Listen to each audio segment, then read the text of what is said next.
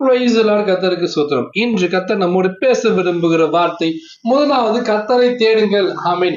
எல்லா காரியங்களையும் கர்த்தரை முன்ன வச்சு அவரை முதல்ல தேடி அவரோட வசனத்தோட வார்த்தையோட அவர் சமூகத்தோட பிரசனத்தோட வேலை செய்யும்போது அந்த காரியம் வாய்க்க செய்யும். நம்ம அநேக காரியம் என்ன பண்றோம், ஒவ்வொரு நாளும் பொருளை தேடி ஓடுறோம், வேலையை தேடி ஓடுறோம், வருமானத்தை தேடி ஓடிக்கொண்டிருக்கிறோம்.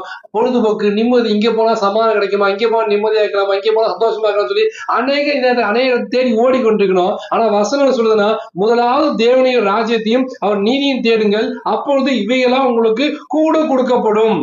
முதல்ல கர்த்தரை தேடணும். அவர் ராஜ்யத்துக்கு நம்ம தகுதி இருக்குமா சொல்லி நம்ம பரிசுத்தப்படுத்த முடியாத வசனத்தை தேடணும், அவர் நீதியை தேடணும். இதெல்லாம் தேடணும்னா நம்ம தனக்கு தேவையானது என்ன பண்ணுமா, இவைகள் எல்லாம் கொடுக்கப்படும் சொல்ல கூட கொடுக்கப்படும். எது தேவையெல்லாம் அறிந்திருக்க தேவன் ஆகிறாங்க. இதயத்தின் வேண்டுதான் அருள் செய்கிற தேவன். நமக்கு இன்னும் தேவை என்று வாயில் சொல்லு பிரவாதம் பண்ணி எல்லாவற்றையும் அறிந்து வைத்திருக்க தேவன். தாயின் கருவில் உருவாகும் முன்னே அறிந்து வைத்திருக்க தேவன். எலும்புகள்லாம் ஒரு உருவப்பட்டிருக்க தேவன். நம்முடைய பேரை வேத புத்தகத்தை எழுதி வைத்திருக்க தேவன். என்ன பண்ணுவாரு, நமக்கு இஸ்ரவேலை ஆசீர்வதிப்பதே கர்த்தருக்கு பிரியம் சொன்ன தேவன் எல்லாவற்றையும் கூட கொடுக்கும்படி அமைக்கி குடுக்கி மடியை சரிந்து விடும் நன்றாய் இழந்து ஆசைக்க தேவன். வாகனத்தில் பலகனை திறந்து இடம் கொள்ளாம மற்றும் ஆசைக்க தேவன் எல்லாவற்றையும் செய்ய வல்லவராய் இருக்கிறார்.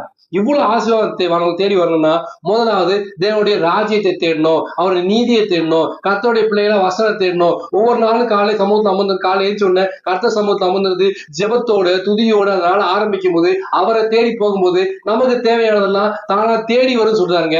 இன்னைக்கு நீங்க எதை வேணா தேடி போங்க, முதலாவது கர்த்தரை தேடுங்க, அவர் ராஜ்யத்தை தேடுங்க, அவர் நீதியை தேடுங்க, அவர் வசனத்தை அமர்ந்திருந்து அவர் சமூகத்தை அமர்ந்திருந்து அவர் பிரசனத்தை அமர்ந்திருந்து அவர் மகிமை நீங்க பெற்றுக்கொண்டீங்கன்னா, அவர் கண்கள்ல உங்களுக்கு கிருபை கிடைச்சுன்னா உங்களுக்கு தேவையான எல்லாவற்றையும் பணம், பொருள், வீடு, வாசல், சொத்து, சுகம், சமாதானம், உடல் ஆரோக்கியம் எல்லாம் என்ன பண்ணுமா, கூட கொடுக்கப்படும் கர்த்தர் சொல்றாரு. இந்த வசனத்தின் பிரகாரமாக முதலாவது கர்த்தரையும் ராஜ்யத்தை நீதி தேடுங்கள், நம்ம தேவையெல்லாம் அவர் பார்த்துக் கொள்வார். விசுவாசம் அவன் பெற்றுக் கொள்ளுங்கள். ஆமென். God bless you.